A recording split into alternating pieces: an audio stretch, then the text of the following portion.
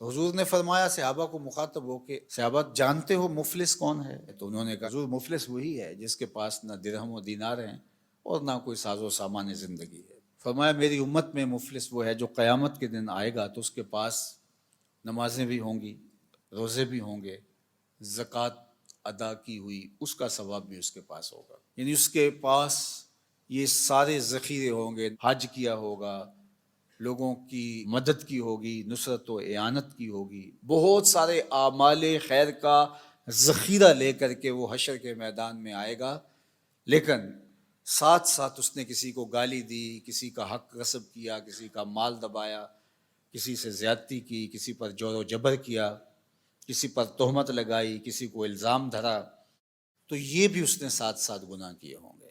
تو یہ سارے اپنا اپنا حق لینے کے لیے کھڑے ہوں گے۔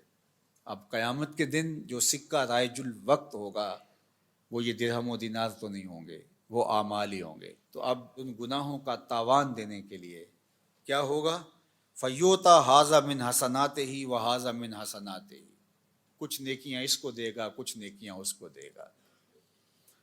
اب نیکیاں کم پڑ گئیں تو جن سے زیادتی کی ہوگی ان کے گناہ اس کے کھاتے میں ڈال دیے جائیں گے، ان کے جرم، ان کی بدکاریاں، ان کے کیے ہوئے اعمال بد اس کے کھاتے میں ڈال دیے جائیں گے اور پھر گھسیٹ کے آتش دوزخ میں پھینک دیا جائے گا۔ فرمایا کسی نے مفلس دیکھنا ہے تو یہ کھڑا ہے، نمازیں پڑھی، روزے رکھے، زکاتیں دیں، حج کیا، دیگر اعمال خیر بجا لاتا رہا اور بڑے بڑے عمل لے کر آیا، لیکن یہاں اپنی نیکیاں دینی ہوں گی۔ اگر کسی نے ایک درہم کا چھٹا حصہ کسی کا دبا لیا، غصب کر لیا، قرض لیا نہیں دیا، جبرن چھین لیا، دھوکہ کیا، فراڈ کیا، 2 نمبر مال کے ذریعے سے درہم کا چھٹا حصہ ہتھیا لیا، 700 نمازیں جو جماعت کے ساتھ پڑھی ہیں دینی پڑے گی۔ اور جو سویر سے لے کر شام تک دونوں ہاتھوں سے اللہ کی مخلوق کو لوٹ رہا ہے، ذرا دیکھے قیامت کے دن اس سے بڑا مفلس کون ہوگا؟ اب اس کے پلے کچھ بھی نہیں ہے۔ حضرت ثوبان کہتے ہیں کہ اللہ کے محبوب نے ارشاد فرمایا، میں اپنی امت کے ان لوگوں کو جانتا ہوں جب قیامت کے دن آئیں گے تو ان کے اعمال تہامہ کے پہاڑوں کے برابر ہوں گے، اتنے بڑے بڑے عمل اور چمکدار روشن عمل ہوں گے، لیکن اللہ ان اعمال کو یوں اڑا دے گا جس طرح ذرے ہوتے ہیں۔ تو حضرت ثوبان کپ کپا کے رہ گئے اور کہا حضور بتائیے وہ کون لوگ ہیں؟ تو آقا کریم علیہ السلام نے فرمایا وہ تمہارے ہی بھائی دوست ہیں، تمہاری طرح کے لوگ ہیں۔ وَيَأْخُذُونَ مِنَ اللَّيْلِ كَمَا تَأْخُذُونَ، جس طرح تم راتوں کو اٹھ کے حصہ لیتے ہو اپنا سحری کا، تہجد کا، سجدوں کا، وہ بھی تہجدیں پڑھیں گے، سجدے کریں گے، تمہاری ہی طرح ان کے اعمال ہوں گے، لیکن وہ ایسے لوگ ہیں اِذَا خَلَوْا بِمَحَارِمِ اللَّهِ انتہکوها، جب وہ تنہائی میں جاتے ہیں تو پھر اللہ کی حدوں کو توڑتے ہیں، ان کی تنہائی پاکیزہ نہیں رہتی، ان کی تنہائی ناپاک ہو جاتی ہے، تنہائی میں اپنے آپ پر قابو نہیں رکھ پاتے اور اپنے آپ کو برباد کر بیٹھتے ہیں۔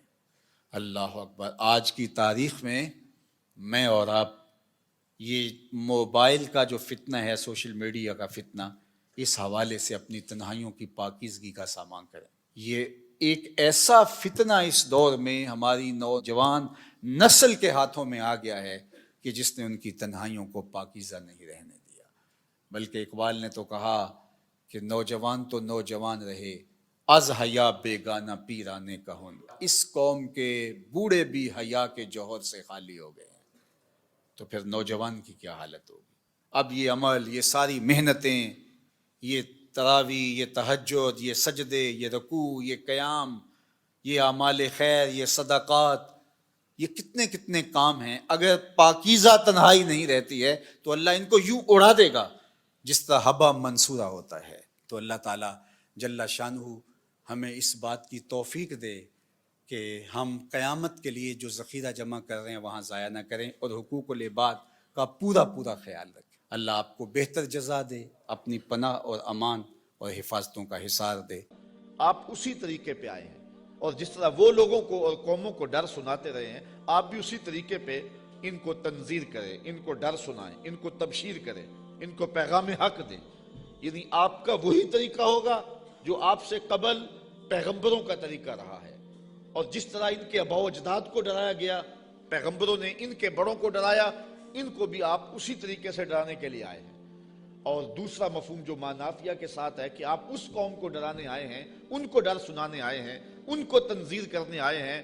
مدتیں ہو گئیں کہ ان کے آباء و اجداد کو بھی کسی نے ڈر نہیں سنایا تھا، اب غفلتوں کے خوگر ہو گئے ہیں، اب عادی ہو گئے ہیں اندھیروں میں رہنے کے، تو تیری بات ان کو عجیب لگے گی تو مخالفت بھی کریں گے، تانے بھی دیں گے، پتھر بھی اٹھائیں گے اور گڑھے بھی کھودیں گے، کانٹے بھی بچھائیں گے، طائف کا بازار بھی سجے گا، مکے کی گلیوں میں دکھ بھی آئیں گے، احد اور بدر کی جنگیں بھی ہوں گی۔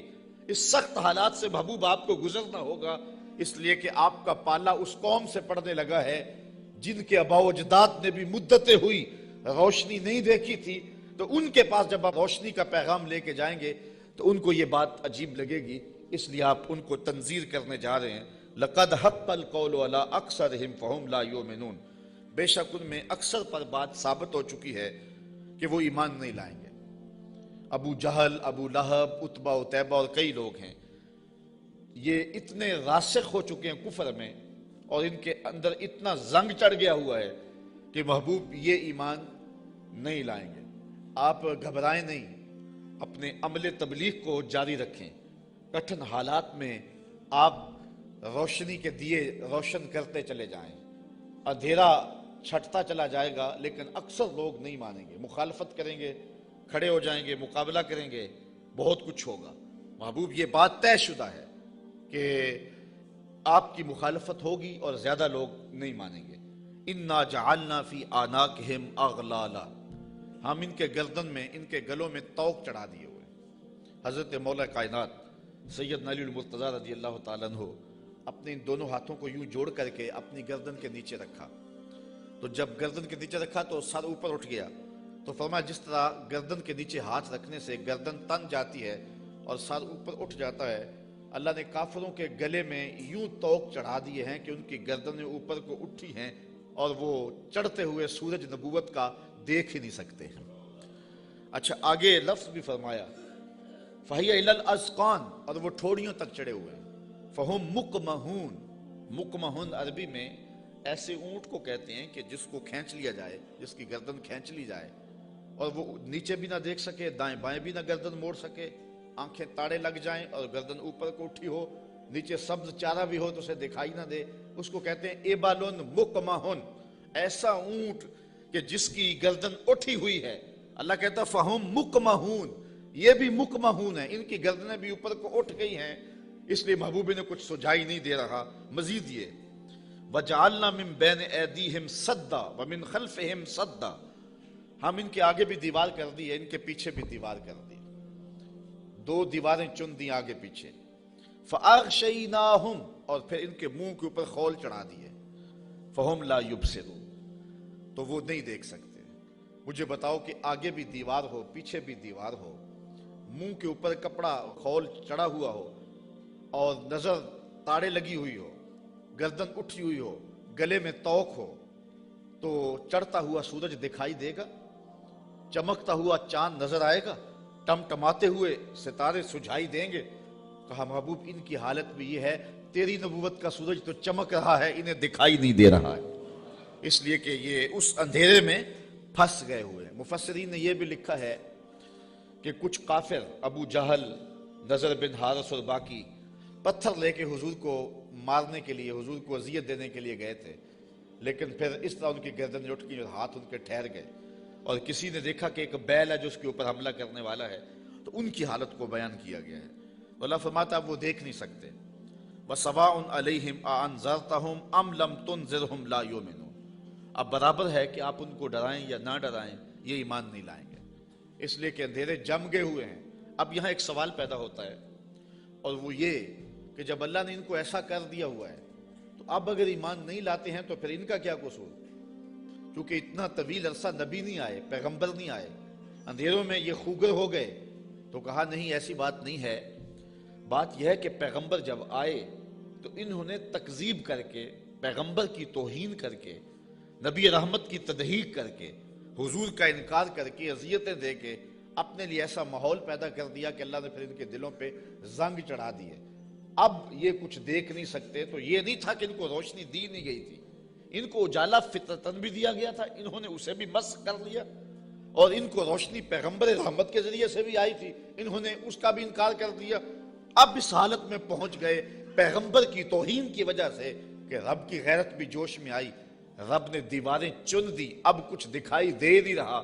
یار اس سے بڑھ کر کیا بات ہے کہ چاند ٹکڑے ہو کے قدموں میں آئے اور یہ پھر بھی نہ مانے، سورج پلٹ کے عصر کے وقت پہ آئے، یہ پھر بھی نہ مانے، ابو جہل مٹھی میں کنکر لے کے آئے اور کہے آپ اللہ کے رسول ہیں، بتاؤ میری مٹھی میں کیا ہے، تو حضور بول کے کہیں میں بتاؤں یا جو مٹھی میں وہی بتا دے، تو اب بھی وہ نہ مانے اور کہے ھذا من سحر ابن ابی کبشہ، یہ ابو کبشہ کا جادو ہے جو سر چڑھ کے بول رہا ہے، تو یہ ان کے آگے پیچھے دیواریں نہیں ہیں تو اور کیا ہے، ورنہ اتنے واضح دلائل دیکھنے کے باوجود بھی ان کو نظر نہیں آ رہا، یا رشتہ دار بھی ہیں لیکن نظر نہیں آ رہا، پاس بیٹھتے بھی ہیں نظر نہیں آ رہا، اور بلال حبشے سے دیکھ رہا ہے، سلمان کو فارس سے دکھائی دے رہا ہے، اور صہیب کو روم سے نظر آ رہا ہے، کول ہندیاں بھی کہیں اپنا نہ جانے، دل والے آکھیا دلدار آگے، تو یہ اپنی اپنی قسمت کی کہانی ہے۔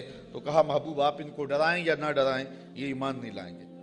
انما تنذر من اتبع الذکر وخشی الرحمن بالغیب فبشرہ بمغفرۃ واجر کریم۔ اچھا سوال پیدا ہوتا ہے جب لوگ تو ایمان لائیں گے نہیں، لوگ تو مانیں گے نہیں، انکار پہ انکار کرتے جائیں گے، دل اندھے ہو گئے ہیں، آگے پیچھے اوپر نیچے پردے ہی پردے ہیں، تو پھر تبلیغ کیوں کی جائے، تبلیغ عمل جاری کیوں رکھا جائے؟ جب زمین ہی بنجر ہے تو پھر بیج کیوں ڈالا جائے؟ جب زمین ہی جو ہے وہ شور اور کلر ہے تو پھر می برسنے سے ہوگا کیا؟ تو پھر تبلیغ کا عمل رک جانا چاہیے۔ کہا محبوب نہیں، تیرے کرم کا می برستا رہنا چاہیے، تیرے کرم کا می جو ہے وہ ان کے اوپر نازل ہوتا رہنا چاہیے۔ یہ نہیں مانیں گے، ایسے بھی ہیں۔ انما تنذر من اتبع الذکر، محبوب آپ اس کو ڈر سناؤ جو نصیحت کے پیچھے پیچھے چلے۔ ایک وہ ہے جو سنتے نہیں اور ایک ہے جو جھولیاں پھیلا کے پیچھے پیچھے آ رہے ہیں۔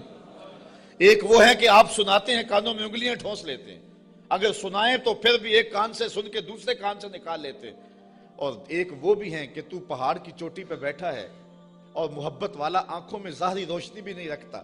عبداللہ ابن مکتوم حضور کی خوشبو سونگ سونگ کے پتھروں پہ اوپر چڑھتا ہوا پہاڑ پہ پہنچ جاتا ہے اور آپ کی چوکھٹ پہ جولی پھیلا کے کہتا ہے کہ یا رسول اللہ علمنی ما علمک اللہ، اللہ نے جو آپ کو دیا میری جھولی میں بھی ڈال دیجئے۔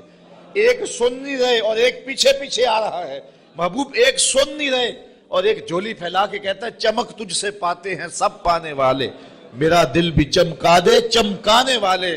تو کہا محبوب وہ بھی ہیں جو نصیحت کے پیچھے پیچھے چلتے ہیں۔ وخشی الرحمن بالغیب، اور رحمان کو بن دیکھے رحمان سے ڈرنے والے، یہ لوگ ہیں جو تیری نصیحت کو قبول کریں گے، تیری بات کو قبول کریں گے۔ اللہ نے مختلف طبائع بنائی ہیں، سویر سے لے کر شام تک ہماری نوکری بھی قرآن کی ہی ہے، تو دیکھتے ہیں کہ کئی جگہوں پہ ایسا بھی ہوتا ہے کہ لوگ توجہ نہیں کر رہے ہوتے چونکہ انہیں قرآن کی لذت نصیب نہیں ہوتی، اور کچھ ایسے ہوتے ہیں کہ وہ آنکھ کا جھپکنا بھی بوجھ سمجھتے ہیں کہ کوئی ایک لفظ بھی ادھر نہ چلا جائے، تو یہ اپنا اپنا ذوق ہے۔ صاحب جو بلبل کا ذوق ہے وہ چڑیا کو نہیں دیا گیا، اور جو پروانے کا ذوق ہے وہ مکھی کو نہیں دیا گیا، اور جو چکور کو پیار دیا گیا ہے چاند کا وہ کسی اور کو نہیں دیا گیا۔ تو قرآن کے لیے بھی اللہ نے دل رکھے ہیں، جو قرآن سنتے ہیں ان کی روح تک اترتا چلا جاتا ہے۔ اقبال نے ایک جگہ پہ بڑی خوبصورت بات لکھی، کہا کچھ لوگ ایسے ہیں جو حافظ شیرازی کے شعر پہ اور عراقی کے شعر پہ تو جھومتے ہیں اور انہیں قوال کا نغمہ تو مست کر دیتا ہے، لیکن قرآن سے انہیں کچھ بھی نہیں ہوتا۔ کہا وہ قسمت کے مارے ہوئے لوگ ہیں، کہا یہ تو شاعروں کا کلام ہے جو مخلوق ہیں، اور جو قرآن ہے یہ رب کا کلام ہے، اور جو بادشاہوں کے کلام ہوتے ہیں وہ کلاموں کے بادشاہ ہوتے ہیں، اور یہ رب کا کلام ہے، یہ خالق کا کلام ہے۔ تو جو لذت، جو چاشنی، جو کیفیت قرآن میں ہے وہ نہ کسی شعر میں ہو سکتی ہے، نہ کسی سخن میں ہو سکتی ہے، نہ کسی نظم میں، نہ کسی نثر میں، لیکن کیفیت اپنی اپنی ہوتی ہے۔ کسی کو قوالی تو مزہ دے دیتی ہے لیکن قرآن اسے لطف نہیں دیتا ہے، اس کو اپنے اندر کو دیکھنا چاہیے اور کتاب رحمت سے دل جوڑنا چاہیے۔ اس کا ایک ایک لفظ نور دے رہا ہے۔ کہا محبوب جو رحمان سے بن دیکھے ڈرتے ہیں وہی اس قرآن کے نور کو لینے والے ہیں۔ اچھا فبشرہ بمغفرہ، انہیں مغفرت کی بشارت دے دیجئے۔ انہیں مغفرت کی بشارت دے دیجئے، وَأَجْرٍ کریم۔ یار اجر ہی کافی تھا لفظ، لیکن کریم کے ساتھ صفت لگائی۔ میرے پاس کوئی اس کا مفہوم نہیں ہے کہ اس کو اردو میں ڈھال سکوں، لیکن اتنا ہی سمجھیں کہ جس اجر کو میرے رب نے بھی کریم کہا وہ کیسا اجر ہوگا۔ اللہ فرماتا ہے ہم ان کو بخشیں گے بھی اور اجر کریم بھی دیں گے۔ اِنَّا نَحْنُ نُحْيِي الْمَوْتَى وَنَكْتُبُ مَا قَدَّمُوا وَآثَارَهُمْ وَكُلَّ شَيْءٍ أَحْصَيْنَاهُ فِي إِمَامٍ مُبِينٍ۔ بے شک ہم مردوں کو جلائیں گے، زندہ کریں گے، اور ہم لکھ لیں جو انہوں نے آگے بھیجا، جو پیچھے چھوڑا، اور ہر چیز ہم نے گن رکھی ہے ایک بتانے والی کتاب میں۔ آج کوئی مانے یا نہ مانے، انکار کرے یا اقرار کرے، تردید کرے یا تائید کرے، رخ پھیر لے یا جھولی پھیلا لے، محبوب آپ پریشان نہیں ہوں گے۔ ایک وقت آنے والا ہم قبروں سے مردوں کو اٹھائیں گے۔ آج کوئی مانے یا نہ مانے، ہم نے لکھی ہوئی ہے، ایک ایک بات لکھی ہوئی ہے، وہ روشن کتاب میں۔ قیامت کے دن نامہ اعمال کھلے گا، سب سامنے آ جائے گا۔ تو محبوب آپ اپنے عمل کو جاری رکھیں، جو آپ کر رہے ہیں ہم وہ بھی لکھ رہے ہیں، اور جو آگے سے ان کے رویے ہم وہ بھی لکھ رہے ہیں۔ قیامت کے دن ہر شے سامنے ہوگی اور رب کی عدالت میں سارے فیصلے ہوں گے۔ اچھا، ایک تو یہ مفہوم ہے جو عامت المفسرین نے بیان کیا اس آیت کا، لیکن ابن عاشور نے اس کا ایک اور مفہوم بیان کیا ہے، اور ذرا سنیے۔ وہ کہتا ہے کہ اس آیت کو اِنَّا نَحْنُ نُحْيِي الْمَوْتَى، اس کو ہم ما قبل سے اگر ملا کے پڑھیں تو مفہوم اس کا کچھ اور نکلتا ہے، اور وہ یہ کہ محبوب تیری بات کو کچھ لوگ سنتے نہیں ہیں، اور تو ان کے پاس جا کے بات سناتا ہے اور وہ پرواہ نہیں کرتے، ان کے اوپر نیچے آگے پیچھے زنگ ہیں اور پردے ہیں، لیکن محبوب تیرے کرم کا می برستا رہنا چاہیے۔ ایک دن آئے گا مردے بھی جی اٹھیں گے۔ محبوب تیرے کرم کا می برستا رہے، ایک دن آئے گا ان شور اور کلر زمینوں میں بھی پھول کھل اٹھیں گے۔ اس لیے تو کرم فرماتا رہے اور تو تبلیغ کا عمل جاری رکھ۔ روزانہ پتھر پہ بھی ایک قطرہ گرے تو ایک دن سوراخ وہاں بھی ہو جاتا ہے، اور محبوب تیری مٹھی بولی جاری رہنی چاہیے۔ ایک دن زمانہ تیرے کلمے پڑے گا، اور پھر فتح مکہ کے دن لوگوں نے دیکھا سب کے لبوں پہ ترانے میرے حضور کے ہی تھے۔ تو یہ ہے ایک مفہوم۔ اچھا، یہ بات بیان کرنے کے بعد جو اگلا رکوع ہے، مضمون لمبا نہ ہو جائے لیکن میں کچھ مضمون آپ کے سامنے رکھ دیتا ہوں اختصار کے ساتھ۔ اللہ نے اپنے محبوب کے غلاموں کو ان کٹھن حالات میں تسلی دی۔ وَضْرِبْ لَهُمْ مَثَلًا أَصْحَابَ الْقَرْيَةِ، محبوب انہیں اس شہر والے لوگوں کی کہانی سناؤ۔ یہ محبوب کے قلب کو اور حضور کے غلاموں کے دل کی تسکین کے لیے اللہ نے کہا، چونکہ کہانیوں کے ساتھ ویسے بھی انسان کا جو رجحان ہے وہ طبعی ہوتا ہے، فطری ہوتا ہے۔ کہانی کی طرف میلان ایک فطری ہے، انسان کی طبع میں رکھا گیا، شوق سے سنتا ہے۔ کسی زمانے میں شام کو بچے دادی اماں کے بستر میں گھستے تھے کہ اس سے کہانیاں سننی ہیں، اور دادی اماں اپنی روایات، اپنا کلچر، اپنی تہذیب، اپنا تمدن اور اپنی خاندانی روایات اس کہانی کے اندر سمو کر کے ان بچوں کو اخلاقیات کا درس، اپنے مذہب کا درس اور اچھائیوں کا درس اور تقوی کا درس اس ایک کہانی میں رکھ کے ان کو دیا کرتی تھی، اور وہی ہمارا کلچر تھا، وہی ہماری تہذیب تھی، اور وہ اپنی روایات کو نئی نسل میں منتقل کر کے جاتی۔ جب سے ہم نے دادی اماں کا بستر چھوڑ دیا ہے اور ٹیلی ویژن کی سکرین سے تہذیب لینا شروع کر دی ہے، اس لیے ہم نے روایات ادھر سے لینی ہے، اور وہی حقیقتوں کے اجالے اور وہی روشنیاں تھی، اور آج ہم پتہ نہیں کیا کس کو کلچر قرار دے رہے ہیں۔ میں 2-4 دن پہلے لاہور میں 4-5 جگہ پہ درس پہ رہا ہوں، اور جگہ جگہ کلچر میلے اور کیا کچھ دیکھتا رہا ہوں، تشہیر اس کی۔ تو میں کہا تھا، جگہ جگہ میں نے کہا یہ ہمارا کلچر نہیں ہے۔ جو ماہرین ہیں اور جو فنون والے ہیں وہ کہتے ہیں کہ جو کلچر ہوتا ہے کسی بھی قوم کا، اس پر جغرافیے کی اور مذہب کی چھاپ ضرور ہوتی ہے۔ یہ کبھی نہیں ہو سکتا کہ کسی قوم کا کلچر، اس کی تہذیب، اس کے جغرافیے سے اور اس کے معتقدات سے، اس کے عقائد سے ہٹ کر ہو۔ تو یہ سارتا پا برہنہ کلچر، یہ ہمارا کلچر نہیں ہو سکتا، نہ مشرقی کلچر نہ حجازی کلچر۔ ہمارا کلچر مغرب کی ہواؤں سے نہیں پھوٹتا، مدینے کی فضاؤں سے پھوٹتا ہے۔ اپنی ملت کا قیاس اقوام مغرب سے نہ کر، خاص ہے ترکیب میں تجھے قوم رسول ہاشمی۔ آج جو کلچر ہمیں دیا جا رہا ہے وہ قطعاً ہماری روایات نہیں ہے، ہمارا کلچر نہیں ہے، ہمارا تمدن نہیں ہے، ہماری تہذیب نہیں ہے۔ تو بہرحال دادی اماں سے وہ کہانیاں سننا یہ شوق اور رجحان یہ فطری ہے، تو اللہ تعالیٰ نے قرآن مجید میں کئی کہانیاں ہماری ہدایت کے لیے بیان کی ہیں، اور یہ کہانی بھی وَضْرِبْ لَهُمْ مَثَلًا أَصْحَابَ الْقَرْيَةِ، محبوبی نے اس بستی کے لوگوں کی کہانی سنائی۔ وہ ایک بستی تھی جس کا نام تھا انطاکیہ، اور یہ شام کے غربی علاقے میں واقع ہے۔ وہاں اللہ نے 2 رسول بھیجے ان لوگوں کی ہدایت کے لیے، خوشحال بستی تھی، اللہ نے 2 رسول بھیجے، انہوں نے دونوں کا انکار کر دیا۔ اللہ نے ان کی تائید کے لیے تیسرا رسول بھیجا، انہوں نے اس کا بھی انکار کر دیا، حتیٰ کہ ان نبیوں کی تکذیب کی، انہیں گالیاں دی، اور پتھر لے کر ان نبیوں کو شہید کرنے پر آمادہ ہو گئے۔ جب نبیوں کو قتل کرنے لگے تو شہر کے ایک کنارے پر ایک شخص رہتا تھا، اسے جب پتہ چلا کہ یہ نبیوں کو قتل کر رہے ہیں میری قوم کے لوگ، تو تھا تو وہ مسکین آدمی، لیکن اس کے دل میں جذبہ جاگا، وہ وہاں سے دوڑتا ہوا آیا اور اپنی قوم کو کہنے لگا تم قتل کرنے لگے ہو، میں کہتا ہوں ان کے قدم چومو۔ تو وہ جتنے پتھر تھے ان نبیوں پر برسنے کے لیے آمادہ تھے وہ اس شخص پہ برس گئے، اور پھر وہ شہید ہو گیا۔ پھر اس کی لاش سے آواز کیا آئی؟ یہ قرآن کی بولی ہے، ذرا توجہ کر لیں۔ میں اس کی تفصیلات میں تو نہیں جاؤں گا، لیکن اختصار کے ساتھ مضمون آپ نے سن لیا، اب قرآن کا لہجہ دیکھیے۔ وَضْرِبْ لَهُمْ مَثَلًا أَصْحَابَ الْقَرْيَةِ، محبوبی نے اس بستی کے لوگوں کی کہانی سنائیے۔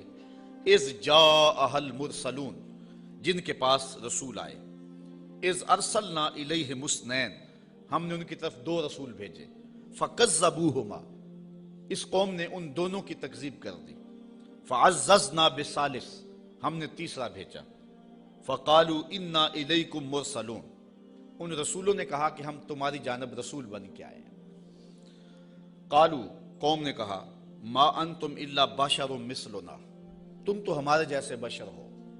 یہ بدبخت اور بد نصیب قوموں کا مزاج رہا ہے کہ پیغمبروں سے روشنی اور نور لینے کی بجائے ان کو بشر کہہ کے ان کی رحمتوں سے اور ان کے دامن سے پھوٹتی ہواؤں سے اور ان کے سینے سے نکلتی شعاؤں سے اور ان کے من سے وابستہ روشنیوں سے اپنے آپ کو محروم کر لیتے ہیں، اور ان کا چلنا پھرنا اور ان کا اٹھنا بیٹھنا، ان کا شادی اور نکاح کرنا اور ان کا بال بچوں میں رہنا اور ان کا بازار میں آنا جانا، اس کو وہ کہتے ہیں کہ یہ اگر نبی ہوتے تو یہ کیوں ہوتا۔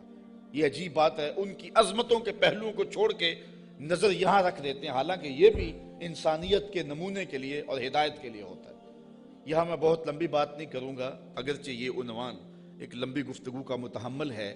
ایک بات کروں گا کہ اصل بدبختی ہے لوگوں کی، ہمارے بزرگ فرمایا کرتے تھے تم نے حلیمہ کی بکریوں کے پیچھے پیچھے دیکھا، سدرہ پر جبریل کے آگے آگے نہیں دیکھا۔ بس جو یہاں نظر جما لے تو وہ محروم ہو جاتا ہے، اور جو اس سمت کو دیکھے تو وہ روشنیاں پا جاتا ہے۔ اچھا، دوسری بات، اور وہ آپ کی توجہ کے لیے، کہ ایک طرف اس قوم کا رویہ یہ ہے اور کافروں کا یہ مزاج رہا ہے کہ وہ نبیوں کو بشر کہہ کے ان کو رسول ماننے سے انکار کر دیتے ہیں۔ زندہ اور جاوید انسانوں کو، متحرک اور فعال ہستیوں کو، وہ زندہ اور جاوید انسانوں کو بشر کہہ کے نبی ماننے سے، رب کا بھیجا ہوا ماننے سے، رب کا فرستادہ ماننے سے انکار کر دیتے، اور دوسری جانب صنم خانوں کے مردہ پتھروں کو خدا مان لیتے۔ ذرا ان کا تفاوت دیکھیے، نہ مانے تو زندہ اور جاوید انسانوں کو نبی بھی نہ مانے، اور ماننے پہ آ جائیں تو ہاتھوں سے تراشے ہوئے پتھر کے جو ہے وہ بت اور مٹی کے بنے ہوئے مادوؤں کو خدا بھی مان لیں۔ تو یہ کیا تفاوت ہے کہ ایک طرف یہ نبیوں کو، زندہ اور متحرک انسانوں کو نبی بھی نہ مانے، اور دوسری جانب پتھروں کو خدا بھی مان لیں۔ تو اصل یہ نفسیاتی پرابلم تھا، اور یہ قوموں میں ہر دور میں موجود رہا ہے۔ سادہ سا جواب ہے، یہ لمبی یہاں بھی بحث چاہیے، لیکن سادہ سا جواب ہے کہ صنم خانوں کے مردہ پتھروں کو ماننے میں مفادات پہ زیادہ نہیں پڑتی۔ انسان کی زندگی میں وہ مردہ پتھر اور بت دخل اندازی نہیں کرتے، انسان کی انا پر چوٹ نہیں لگاتے۔ ایک پجاری زانی ہو، شرابی ہو، ڈاکو ہو، جو مرضی کرے، کبھی پتھروں نے بول کے نہیں کہا کہ یہ کیا کر رہے ہو، ہمیں بھی پوچھتے اور یہ کیا رویے رکھے ہوئے۔ ان کی جھوٹی انا کا بت بھی پلتا رہتا اور وہ سجدے بھی کرتے۔ تو بتوں کو ماننے سے ان کو اپنی زندگی بدلنی نہیں پڑتی تھی، اپنے رویے بدلنے نہیں پڑتے تھے، اور ان کی سوچوں پر کوئی پہرا نہیں تھا، ان کے خیالوں پر کوئی قدغن نہیں تھی، طرز حیات پر کوئی دخل نہیں تھا، اس لیے بتوں کو ماننے میں کوئی پریشانی نہیں تھی۔ اور نبیوں کو ماننے کا مقصد یہ تھا کہ سر سے لے کر پاؤں تک زندگی کے ایک ایک لمحے کو، معاشرت سے لے کر کے نجی زندگی سے لے کے سیاسی زندگی تک سب کچھ بدلنا پڑتا تھا، اور اپنی خواہشات کے جنازے کندھوں پہ اٹھا کے دفن کرنے کے بعد پھر نبیوں کے قدم چومنے پڑتے تھے۔ اس لیے نبیوں کو ماننے میں پرابلم تھا اور بتوں کو ماننے میں کوئی پرابلم نہیں تھا، اس لیے کہ بتوں کو ماننے میں کوئی مفادات پہ زیادتی نہیں پڑتی تھی، اور نبیوں کو ماننے کا مقصد یہ تھا پھر اپنی خواہش چھوڑنی پڑتی تھی۔ تیرے ہندیاں سندیاں محبوبہ، میں کافر ہوں جے میں ہوں، پھر تو اپنا آپ چھوڑنا پڑتا تھا نا۔ اس لیے وہ انسانوں کو نبی ماننے کے لیے تیار نہیں تھے اور پتھروں کو خدا ماننے کے لیے آمادہ ہو جاتے۔ آج بھی یہ نفسیات ہمارے اندر بھی پائے جاتے ہیں۔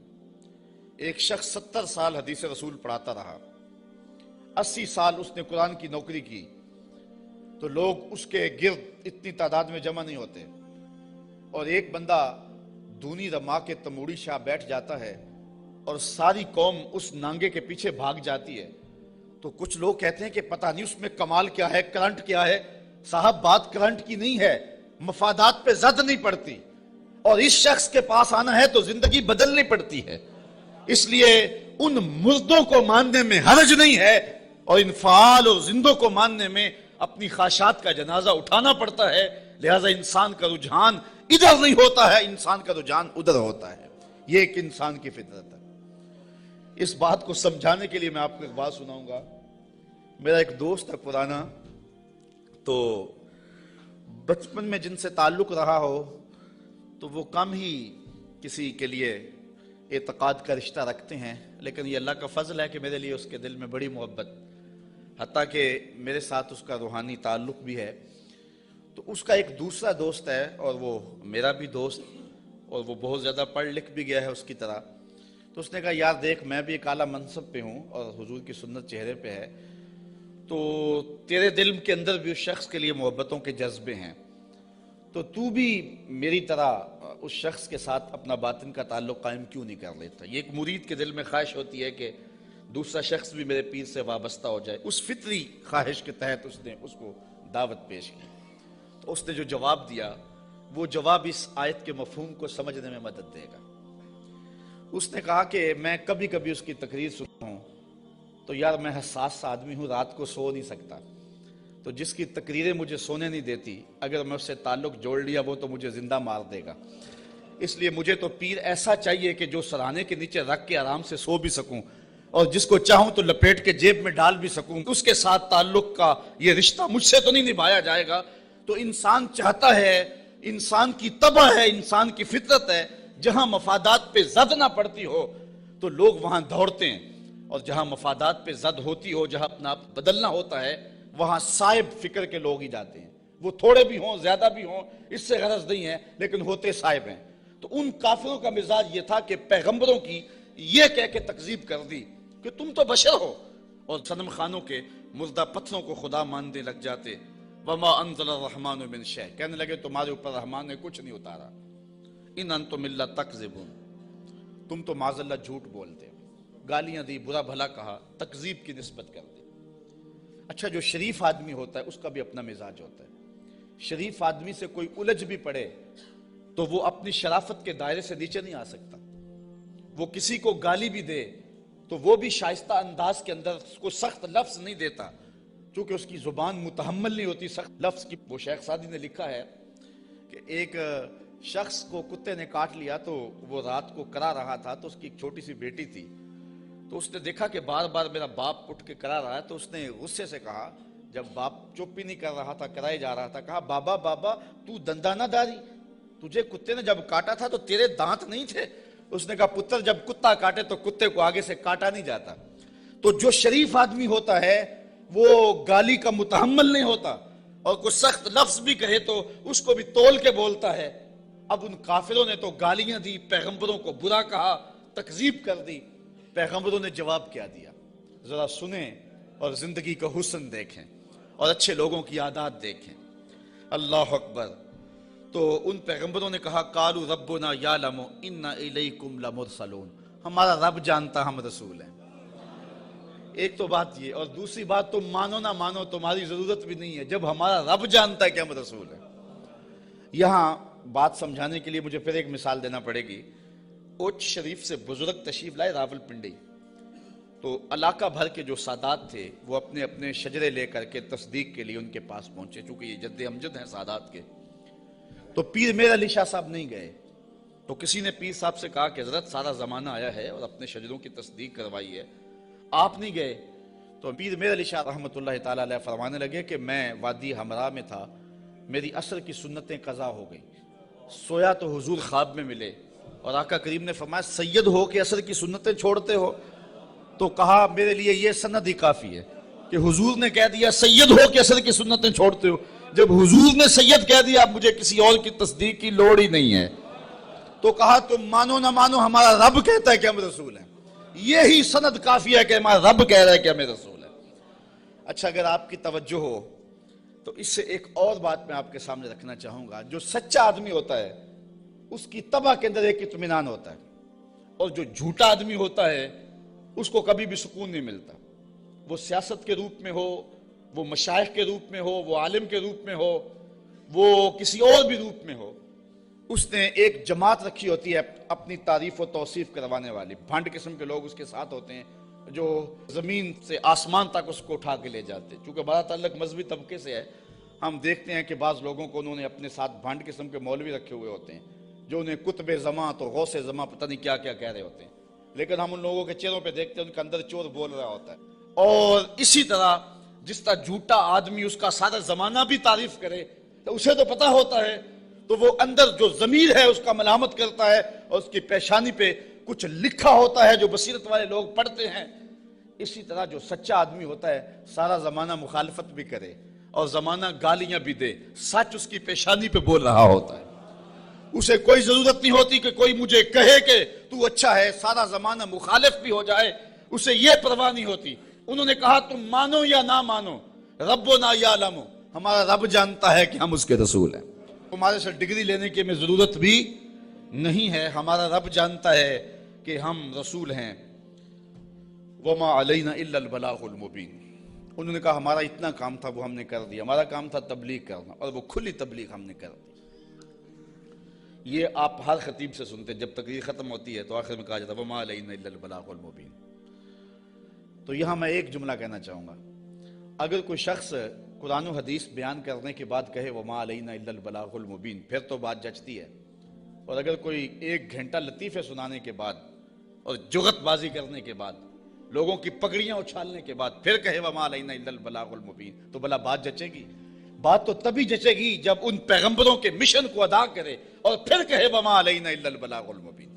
انہوں نے کہا ہمارا کام اتنا تھا کہ ہم نے تمہارے تک تبلیغ کر دی، اب تمہاری مرضی مانو یا نہ مانو. قالوا انا تطیرنا بکم لئن لم تنتهوا لنرجمنکم وليمسنکم منا عذاب علیم. کہنے لگے معاذ اللہ ہم تمہیں منحوس سمجھتے ہیں، نحوست کی نسبت ان نبیوں کی طرف کر دی. اور مفسرین نے لکھا ہے کہ بارش بھی زیادہ ہو جاتی تو کہتے ہیں ان کی وجہ سے، کبھی دھوپ کڑاکے کی لگ جاتی تو کہتے ہیں ان کی وجہ سے، کبھی کوئی چلتے چلتے کوئی گر جاتا تو کہتے ہیں ان کی وجہ سے.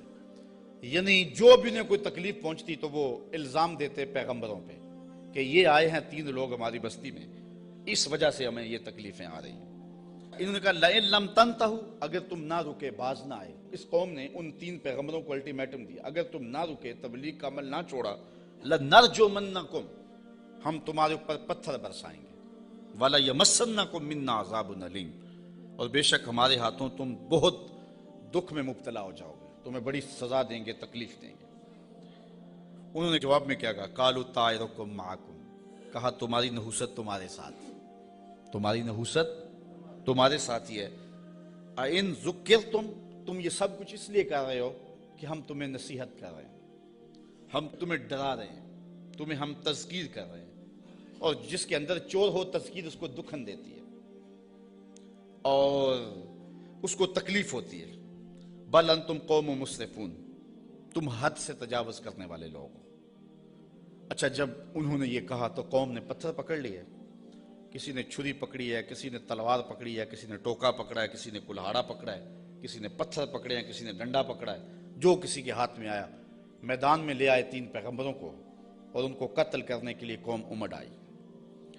اب جب ان پیغمبروں کو شہید کرنے کے لیے لوگ آمادہ ہوئے تو پھر شہر کے کنارے وہ شخص آیا۔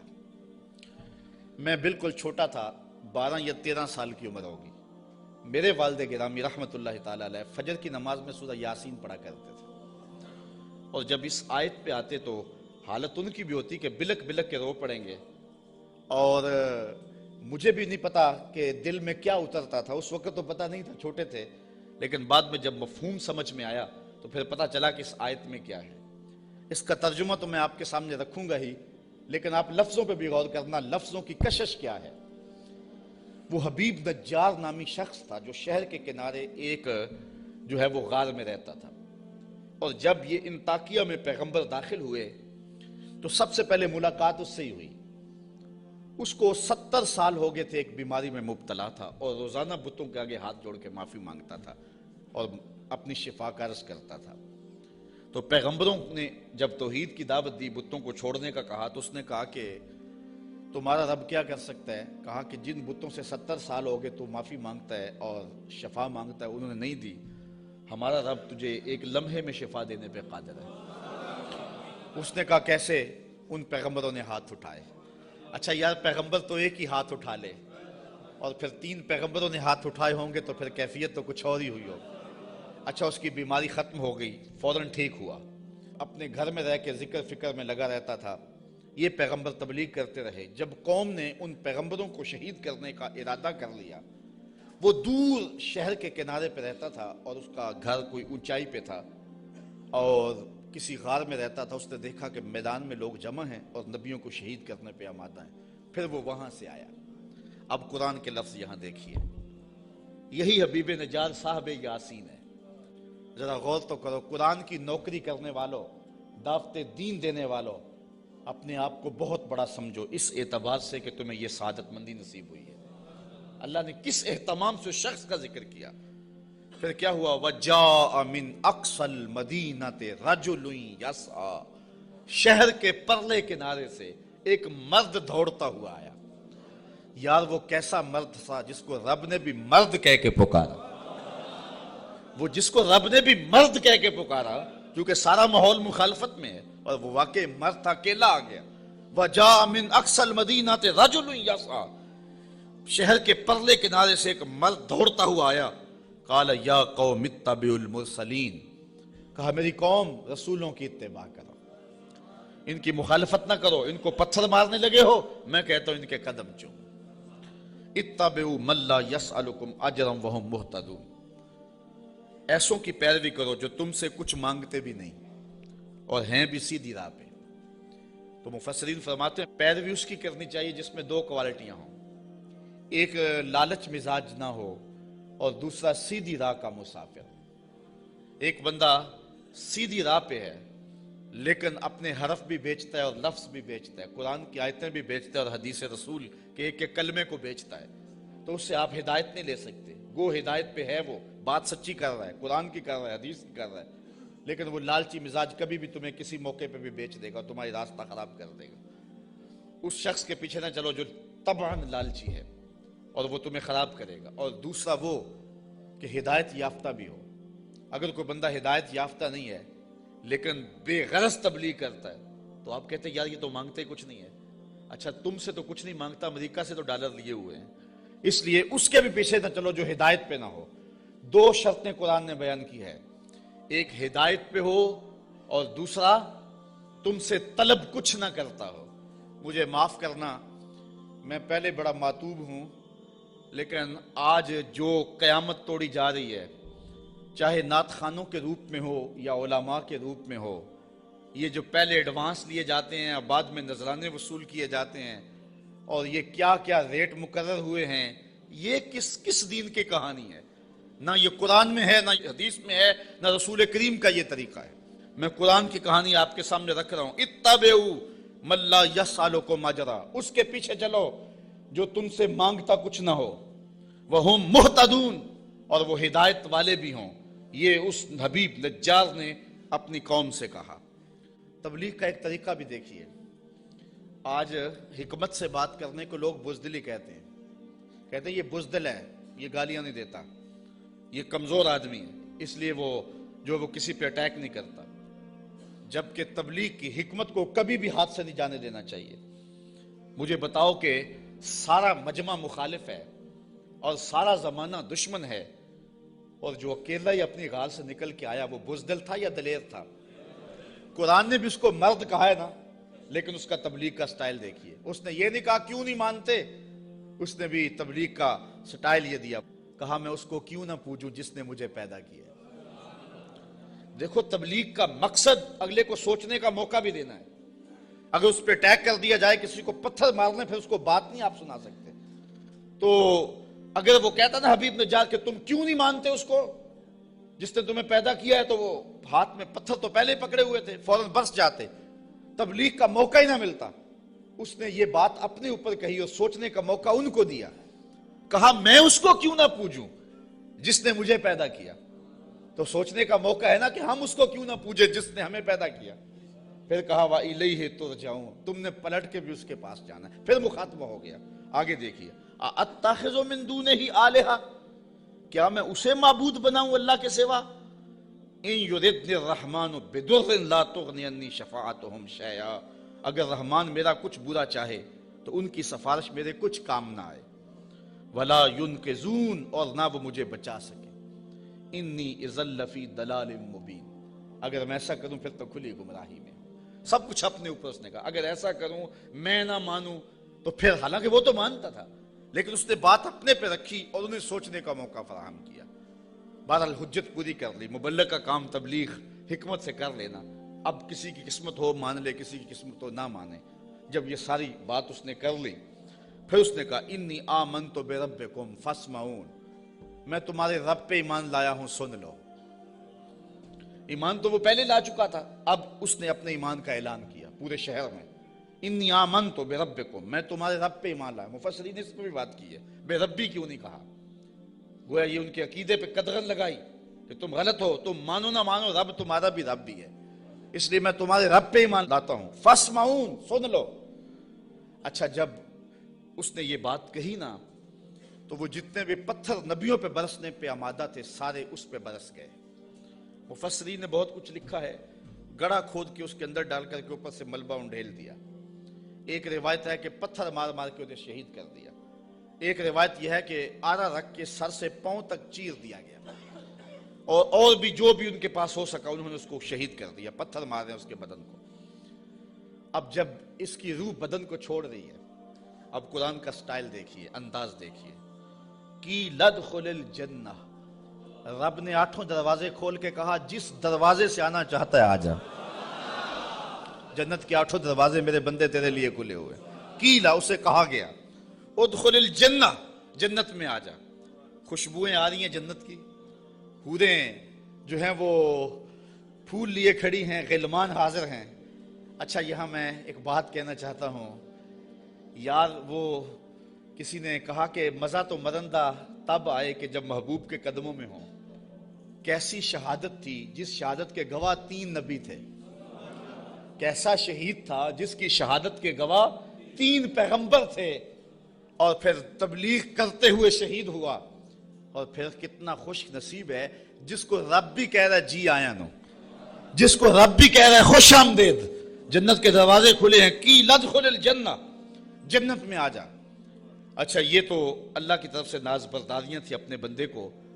اب جو اس کی کیفیت تھی، حضرت عبداللہ ابن عباس کہتے ہیں کہ جب اس حبیب نجار کو لوگ پتھر مار رہے تھے اور اس کی روح نکل رہی تھی، اور وہ ساتھ بولتا کہہ رہا تھا مالک میری قوم کو ہدایت دے دے، انہیں پتہ نہیں ہے اس لیے مجھے مار رہی، انہیں کیا پتا کہ پیغمبروں کی اتباع کتنی بڑی دولت ہے، مالک ان کو ہدایت دے دے۔ اب جب اس کی روح پرواز کر گئی، اللہ نے جنت کے دروازے کھول دیے، تو پھر کیا ہوا؟ اب ان لفظوں پہ قربان ہونے کو جی چاہتا ہے۔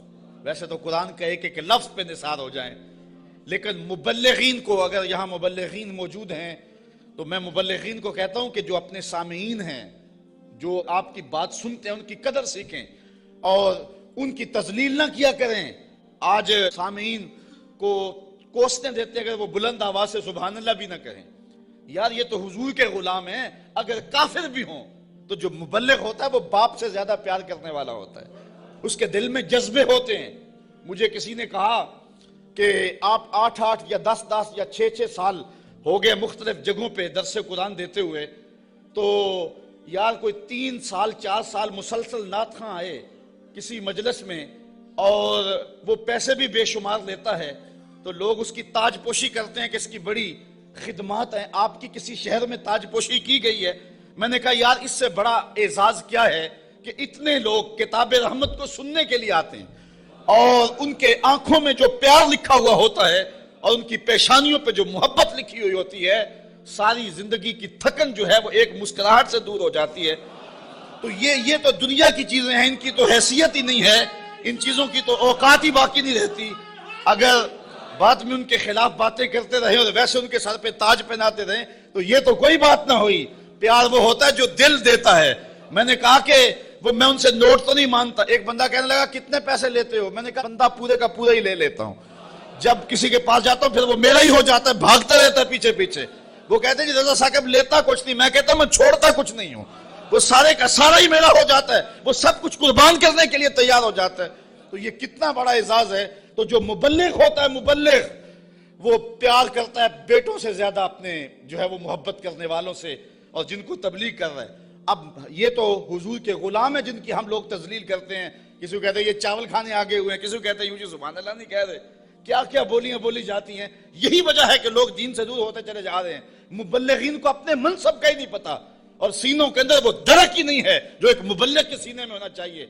یہ کافر ہیں, کافر, اور پتھر مار رہے ہیں اور حبیب نجار کو شہید کر دیا ہے. جب روح اڑی نا بدن سے اور وہ اس بدن کو بھی نوچ رہے تھے, بوٹیاں کھینچ رہے تھے, اور حبیب نجار کی روح جو ہے وہ پرواز کر کے اوپر آ جاتی ہے. اور اس کی آواز کیا ہے بولی ذرا دیکھیے. قرآن بتاتا ہے قالا, حبیب نجار نے کہا, حبیب نجار نے جس کی بوٹیاں نوچ رہے ہیں. اللہ اکبر. یہاں تو پیسے نہ دیے جائیں تو ناراض ہو جائیں, ساؤنڈ سپیکر اچھا نہ ہو تو وہ تذلیل کریں ساؤنڈ والے کی الیاذ باللہ. یہاں تو یہ ہے کہ اچھا کھانا نہ دے تو جو ہے وہ تقریر میں تبصرہ کر دیں, لیکن وہاں ماجرا کیا بوٹیاں نوچ رہے ہیں. اور میں اپنی بات نہیں کہہ رہا, قرآن بتا رہا ہے. جب وہ بوٹیاں نوچ رہے ہیں وہ حبیب نجار کیا کہہ رہے ہیں؟ قالا یا لیتا قومی یعلمون, کاش میری قوم مجھے دیکھتی, میری بوٹیاں نوچنے والے مجھے دیکھتے. بما غفر علی ربی, میرے رب نے مجھے بخش دیا ہے, میرے رب نے مجھے بخش دیا ہے. اچھا بخشا کیوں ہے؟ مفسرین نے یہاں 3 قول بیان کیے ہیں.